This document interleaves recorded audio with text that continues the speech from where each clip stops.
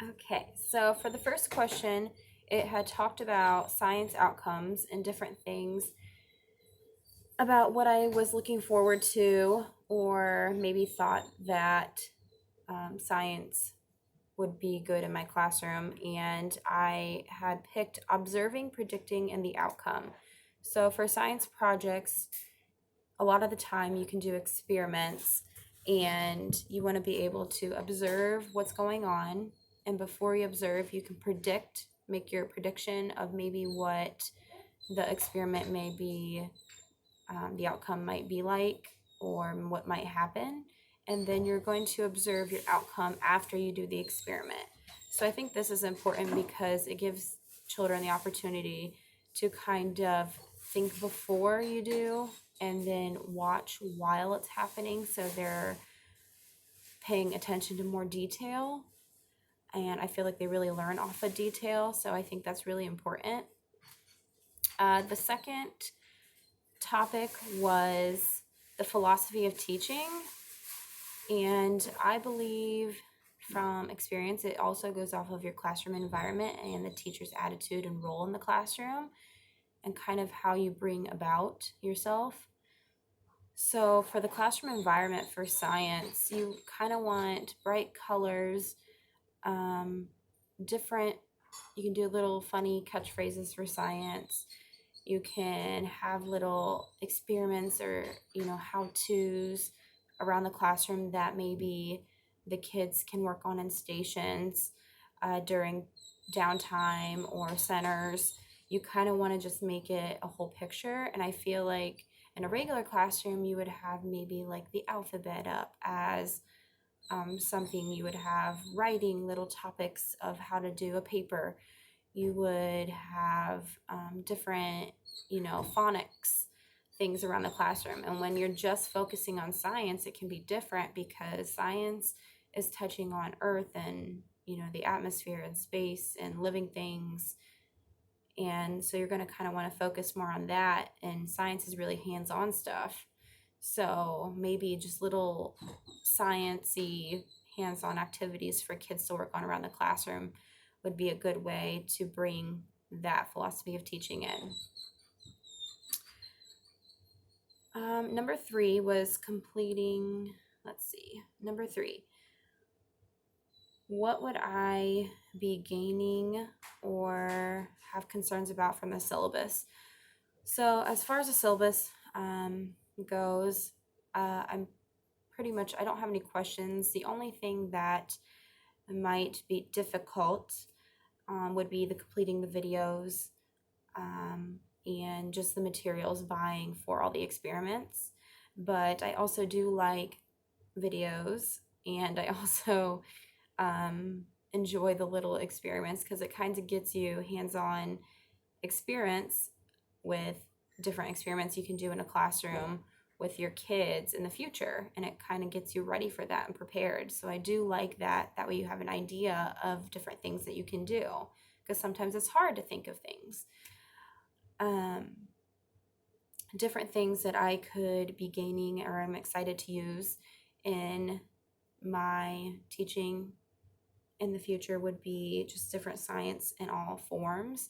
So science is a very wide variety of topics. When you go into math, you have different math you can do, but science has a lot to cover. And I feel like the more you learn, the better, because you'll be able to kind of pick and choose different things that go together. Number four were the standards. Kind of going through, I'm really looking forward in the future to maybe teach like first or second grade. So I kind of focus more on those standards. Going to first grade, looking at the basic need of living things and identifying what the living things need in an environment. So that's something that I'm looking forward to, is basically getting living things and what they're exactly going to need in our environment already. Something that we don't have to give them, just something that they're already given. So I would really like to learn about that. Moving on to second grade, I found one from the atmosphere subcategory, and it's about Earth and space. I always really like this topic, because I feel like in second grade there's a huge jump from first grade to second grade with science, and one of those is space and the atmosphere. So the one standard that I found was long and short term weather changes due to energy over time. So I thought that was different, that the weather can change long term or short term based on the energy that it's given. And I think that that would be fun to learn about. Number 5, quality of communication. So when you are communicating, I feel you need to kind of be on your class's level of understanding, but you also need to be above them so that way they're learning and know that you're teaching them and not just discussing with them and they're not understanding. So I feel like your quality of communication almost needs to be high. And an idea of that would be when you're teaching, there's different ways to teach, especially now with technology. A lot of science can be used with like little quick things. You can get those magazines that have little science, and you can do like the articles with the papers and do assessments off of that.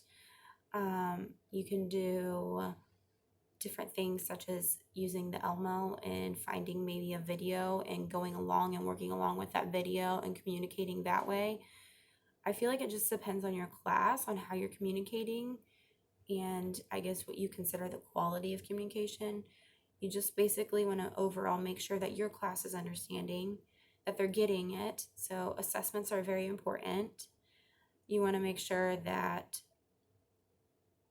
when you're communicating, that you're meeting every student's needs, whether they're in the lower group, mid group, or maybe need challenged. So you kind of want to hit every area with that. I feel like communication can do a lot with how you teach and what you use to teach. And with science, there's so many things you can do hands-on. You can do in video, you can do an article, you can do experiments that maybe stretch out for over a week, that gives them more time to build up to learn. So I really think it just depends on every class, because everyone can be different and every class is going to be different. So just paying attention to what your students need is really a good way to do that.